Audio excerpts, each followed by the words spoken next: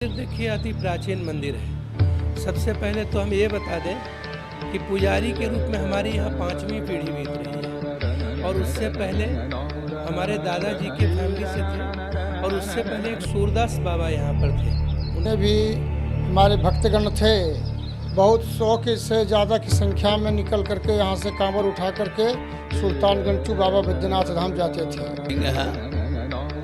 और सिद्धिनाथ के नाम से पुकारे जाते हैं।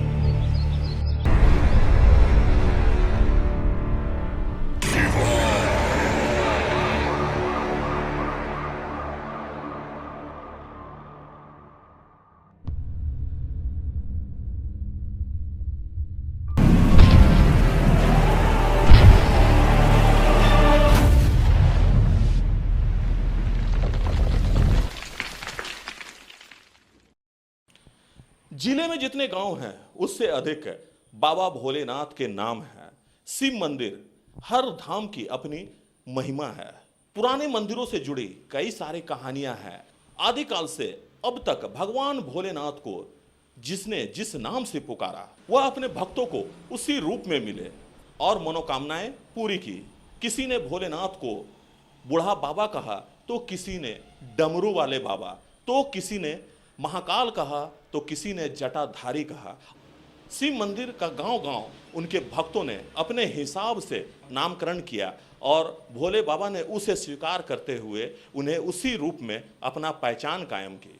नमस्कार, 99 न्यूज में आप सभी दर्शकों का स्वागत है। मैं हूं प्रकाश कुमार। 99 न्यूज के विशेष कार्यक्रम शिव मंदिर दर्शन कार्यक्रम को लेकर आज हम पहुंच चुके हैं झरिया विधानसभा क्षेत्र के मोहन बाजार डिगवाडिग में और आज हम आपको यहां के मंदिरों का दर्शन कराएंगे। आपको अपने कैमरे के नजर से मंदिरों का निर्माण कब और कैसे किया गया है इसकी भी जानकारी आज हम आपको देंगे। यहां जो पूजा करने वाले पुजारी हैं हम उनसे भी बात करेंगे, साथ ही कुछ भक्तों से भी बात करेंगे और जानने का प्रयास करेंगे इस मंदिर को लेकर। अभी हम खड़े हैं झरिया विधानसभा क्षेत्र के मोहन बाजार स्थित ट्रैफिक कॉलोनी बोल बम कांवरिया मंदिर में और इस मंदिर के बारे में कहा जाता है और यहाँ के जो लोग हैं उनका मानना है कि इस मंदिर में जो भी भक्त आते हैं उनकी मनोकामना जरूर पूरी होती है। तो देखिए, हम झरिया विधानसभा क्षेत्र के मोहन बाजार में हैं और मोहन बाजार में हमारे साथ पंडित जी हैं। हम उनसे जानेंगे इस मंदिर के बारे में, क्योंकि ये मोहन बाजार का भव्य शिव मंदिर है और इस मंदिर का नाम जो है ये कंवरिया शिव मंदिर रखा गया है। तो आखिर इस मंदिर का नाम कंवरिया शिव मंदिर क्यों रखा गया है, आइए हम बाबा से ही जानते हैं। बाबा, ये बताइए कि इस मंदिर का नाम कंवरिया शिव मंदिर क्यों रखा गया? इस मंदिर का नाम इसलिए रखा गया कि यहाँ पे जितने भी हमारे भक्तगण थे, बहुत 100 से ज़्यादा की संख्या में निकल करके यहाँ से कांवर उठा करके सुल्तानगंज बाबा बैद्यनाथ धाम जाते थे और पुनः फिर वहाँ से आकर के बाबा को जल अर्पण करते थे यहाँ पे, जिसके कारण इनका नाम बोलबम कांवरिया मंदिर रखा गया। अच्छा, ये बताइए बाबा कि ये मंदिर का स्थापना कब किया गया था? ये मंदिर की स्थापना 100 साल पूर्व किया गया था। राम भरोसा सिंह एक थे, हमारे रेलवे का कर्मचारी थे, उन्हीं के द्वारा इस मंदिर का जीर्ण शीर्ण अवस्था में ये पड़ा हुआ था, वही स्थापना वगैरह कराए थे। अब वो इस दुनिया में नहीं रहे। नहीं, यहाँ पे एक कमेटी भी थी, पहले रेलवे कर्मचारियों की कमेटी थी, वो कमेटी भी अब देख करती है।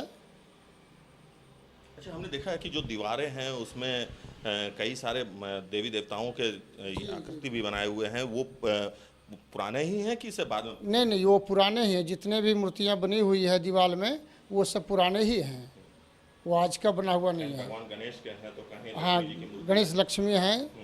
हाँ, बहुत पुराना बना हुआ है वह मूर्ति। सावन का महीना है, शिव मंदिर है, वहाँ भक्तों का तांता लगता है। शिव मंदिरों में भक्त जो आते हैं पूजा अर्चना करते हैं। सोमवार का एक अपना महत्व है, उसके बारे में कुछ बताएं। ये बाबा श्रावण महीने का सोमवार दिन बाबा का विशेष दिन होती है।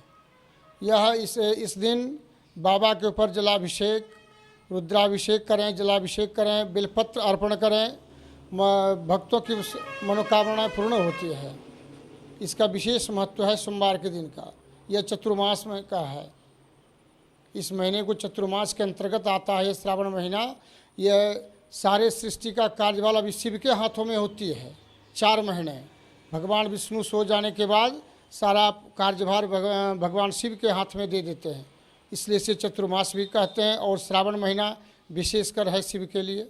ये थे मंदिर के पुजारी जिनका साफ तौर पे कहना है कि सावन के महीने में भगवान शिव जो हैं वो धरती पे रहते हैं और भगवान शिव का ब्यूटी पावर जो है वो बढ़ जाता है। और यही कारण है कि भक्त जो है वो भगवान भोलेनाथ को प्रसन्न करने के लिए पूजा अर्चना करते हैं, मन्नतें मांगते हैं, बाबा धाम में जाकर जल अभिषेक करते हैं। और इनका कहना है कि इस सावन महीने में जो बाबा भोलेनाथ का आराधना करेंगे, पूजा करेंगे और जो मन्नतें मांगेंगे उससे बाबा ज़रूर पूरा करते हैं।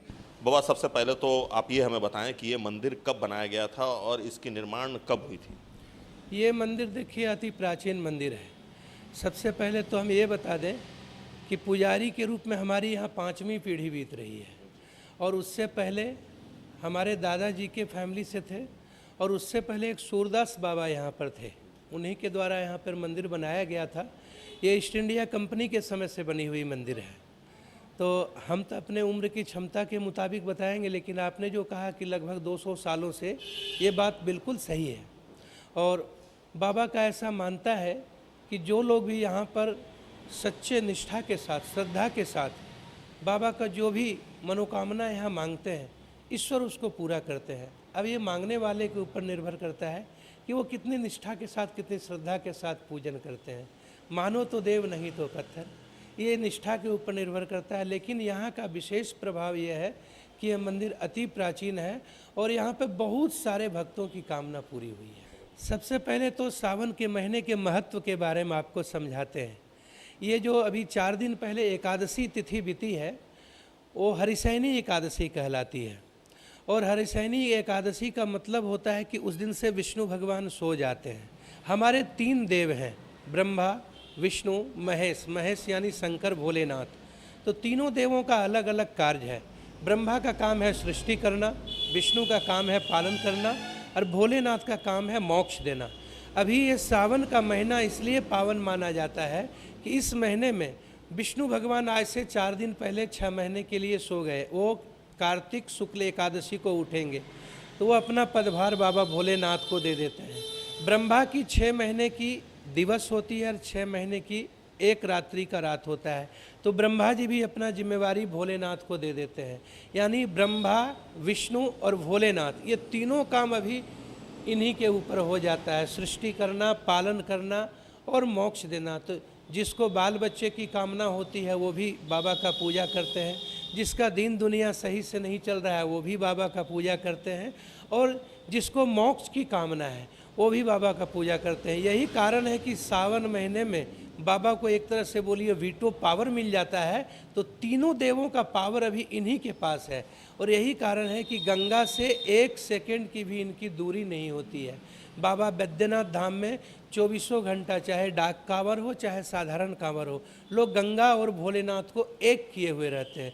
यही कारण है कि सावन मास विशेष माना जाता है। अच्छा बाबा, ये बताइए कि इस शिव मंदिर में भगवान राम, लक्ष्मण भी हैं, बजरंगबली भी हैं, इसके बारे में बताएं। जैसे कोई भी शिव मंदिर में शिव पंचायतन होता है। शिव, पार्वती, गणेश जी, बजरंगबली और विष्णु भगवान। ये जो राम दरबार और कृष्ण दरबार देख रहे हैं ये अभी हाल की स्थापना है। ये 2007 में स्थापना हुई है। राम दरबार और कृष्ण दरबार की स्थापना 31 मई 2007 को हुई है। और ऐसे तो मानिए तो भगवान विष्णु और भोलेनाथ दोनों एक दूसरे के पूरक देवता है। न विष्णु भगवान भोलेनाथ का शिकायत सुन सकते हैं, ना भोलेनाथ विष्णु भगवान का शिकायत सुन सकते हैं। तो जहाँ भोलेनाथ का मंदिर होता है तो भोलेनाथ की स्व इच्छा होती है कि विष्णु मेरे समीप विराजे, और विष्णु भगवान की इच्छा होती है कि हम भोलेनाथ के समीप रहें।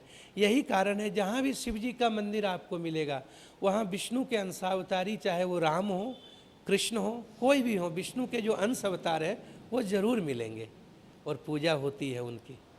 बहुत बहुत धन्यवाद। तो ये थे पुजारी नीरज पांडे, जिनका मानना है कि सावन के महीने में भगवान शिव को बीड़ो पावर मिल जाता है। और यही कारण है कि मोक्ष पाने वाले लोग, मन्नत मांगने वाले लोग और उनको चाहने वाले जो लोग हैं वो उनके आराधना में डूब जाते हैं। तो आज हम झरिया विधानसभा क्षेत्र के डिगवाडिग में हैं और डिगवाडिग के इस मंदिर का प्रांगण हम आपको दिखाते हैं। लेकिन सबसे पहले भगवान भोलेनाथ, भगवान शिव का आपको दर्शन कराते हैं। अपने इस प्रांगण में जो आप देख रहे हैं ये पूरा प्रांगण जो है इसमें मार्बल लगाया गया है और मार्बल का ही पूरा ढांचा जो है शिवलिंग का वो बनाया गया है और भगवान भोलेनाथ के जस्ट बगल में ही नंदी भगवान महाराज हैं और ठीक उसके ऊपर माँ गणेश भगवान और साथ ही विष्णु और भगवान राम भी स्थापित हैं। तो सबसे पहली बात है ये कामना लिंग है और सिद्धिनाथ के नाम से पुकारे जाते हैं।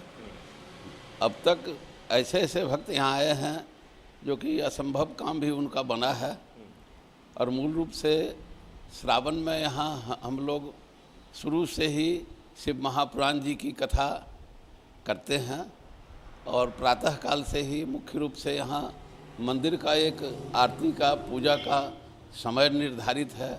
सुबह में 5 बजे के बाद हम लोग मंदिर का रुद्राभिषेक होता है। रुद्राभिषेक महीना के अंदर कम से कम 18-20 रुद्राभिषेक होता है और वैसे भी सालों भर रुद्राभिषेक चलते रहता है।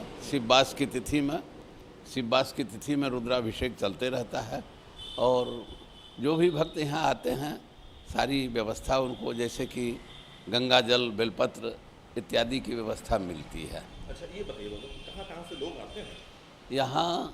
अब तो जगह जगह मंदिर हो गए हैं इस कारण से, नहीं तो यहाँ NVC कॉलोनी वासरी यहाँ तक कि आजमेरा से भी लोग यहाँ आते थे पूजा करने के लिए, लेकिन अब जगह जगह मंदिर बन गया है इसलिए यहाँ पर फिर भी सीमित व्यवस्था बहुत सुंदर है। तो ये थे मंदिर के पुजारी जिनका साफ तौर पे कहना है कि सावन के महीने में भगवान शिव जो हैं वो धरती पे रहते हैं और भगवान शिव का ब्यूटी पावर जो है वो बढ़ जाता है। और यही कारण है कि भक्त जो है वो भगवान भोलेनाथ को प्रसन्न करने के लिए पूजा अर्चना करते हैं, मन्नतें मांगते हैं, बाबा धाम में जाकर जल अभिषेक करते हैं। और इनका कहना है कि इस सावन महीने में जो बाबा भोलेनाथ का आराधना करेंगे, जो पूजा करेंगे और जो मन्नतें मांगेंगे उससे बाबा ज़रूर पूरा करते हैं। तो अभी के लिए इतना ही। हमारे सहयोगी राजेश और हमें दीजिए इजाज़त। आप देखते रहिए 99 न्यूज़। अपना बहुत ख्याल रखिए। हर हर महादेव, बम बम भोले, जय शिव शंकर। नमस्कार।